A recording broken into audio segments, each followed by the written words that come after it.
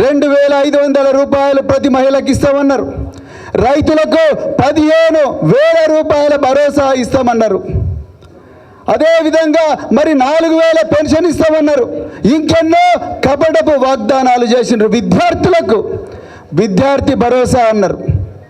మరి వస్తున్నాయా మిత్రులారా? ఇవన్నీ కూడా రావట్లేదు. కరెంటే పోతా ఉన్నది. నీళ్లు లేక రైతన్నలు కన్నీరు మున్నీరుగా విలపిస్తున్నారు. వాళ్ళ కన్నీళ్లు తుడిచే నాదుడు లేడు. అడిగిన వాళ్ళందరి మీద కేసులు.